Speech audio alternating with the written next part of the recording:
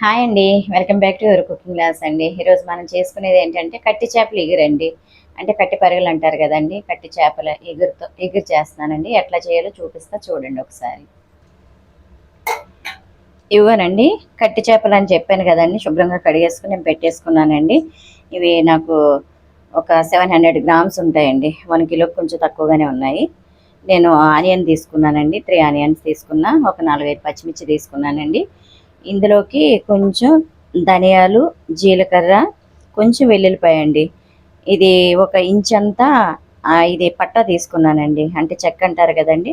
ఒక 2 లవంగా తీసుకున్నానండి. అంతేనండి, ఎక్కువ మసాలా ఏమి వేయకూడదు. ఇది కూడా వేయకపోయినా పర్వాలేదండి, కానీ నేను వేస్తున్నానండి. ఆనియన్ ఎట్లాగా మజ్జిగ కట్ చేసుకోవాలండి. ఇవి నేను పేస్ట్ కింద చేసుకుంటానండి, అందుకనే మిక్సీలో వేసి పేస్ట్ కింద చేసుకుంటాను. అందుకనే పెద్దగా కట్ చేసేస్తున్నానండి. స్టవ్ ఆన్ చేస్తున్నానండి.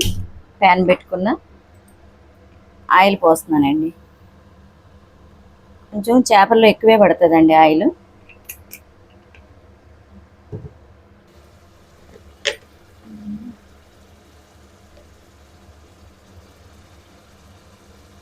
కొంచెం పసుపు వేస్తున్నానండి. కొద్దిగా సాల్ట్ వేస్తానండి, త్వరగా ఏగుతుంది. నేను ఆనియన్ పేస్ట్లో ధనియాలు, జీలకర్ర, వెల్లుల్లి కలిపి పేస్ట్ చేసానండి. మళ్ళీ నేను సెపరేట్ ఏమి వేసుకోనండి. కొంచెం ఇది అల్లం వెల్లుల్లిపాయ పేస్ట్ అండి, ఇది కూడా కొంచెం వేసుకుంటున్నా. బాగా ఫ్రై అవ్వాలండి, పచ్చివాసన అంతా పోవాలి. ఎందుకంటే మనం ఆనియన్, అల్లం వెల్లుల్లిపాయ అంతా కూడా పచ్చిదే కదండి. బాగా గోల్డెన్ బ్రౌన్ కలర్లో బాగా ఫ్రై అవ్వాలండి. ఇదిగోనండి, చేపల్లో కొంచెం పసుపు వేస్తున్నానండి, కొద్దిగా ఉప్పు వేస్తున్నానండి. ఎక్కువ వేయట్లేదు, కొంచెం. ఎందుకంటే కర్రీలో కూడా వేస్తాం కదండి, కొంచెం వేసే. కొద్దిగా కారం వేస్తున్నానండి, కొంచెం ఆయిల్ వేస్తున్నానండి. కొంచెం ఫిష్కి ఈ ఉప్పు కారం బాగా పడుతుందండి. ఆయిల్ వేస్తే కనుక బాగా పడుతుందండి.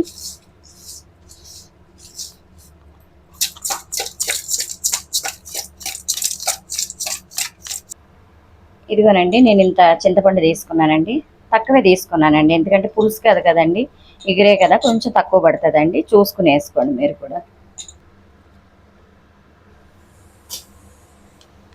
ఇది కరివేపాకు, పచ్చిమిర్చి అండి, అవి కూడా వేసేస్తున్నా.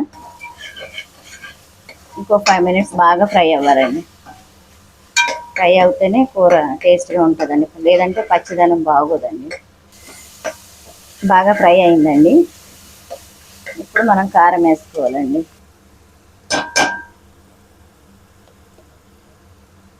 కొంచెం ఫిష్ కర్రీకి కారం పడుతుందండి.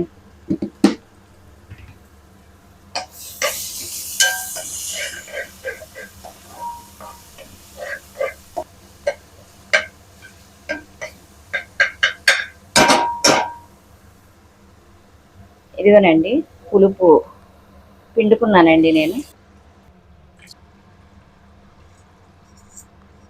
ఈ టైంలో మీరు సాల్ట్ అది చూసుకోవచ్చండి. నేను కరివేపాకు వేస్తున్నానండి.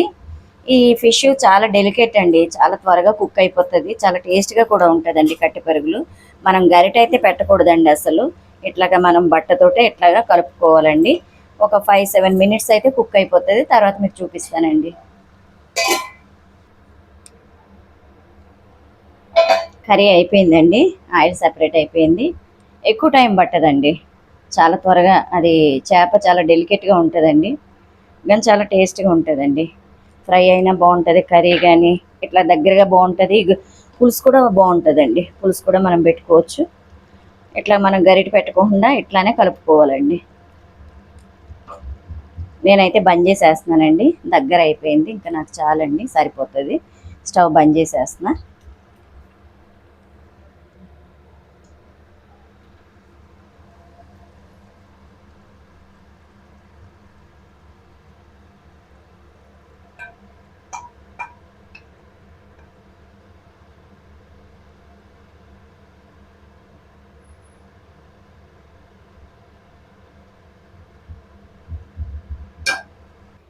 ఇదిగోనండి, కంప్లీట్ అయిపోయిందండి. కట్టి చేపల ఇగురు అని చెప్పాను కదండి, దగ్గరగా చేసుకున్నానండి. వైట్ రైస్లో బాగుంటుంది, చపాతీలో కూడా బాగుంటుందండి. మీరు కూడా ఇంట్లో చేసుకుని తిని నాకు లైక్ చేయండి, షేర్ చేయండి, సబ్స్క్రైబ్ చేసుకోవటం మర్చిపోకండి. థ్యాంక్ యూ అండి.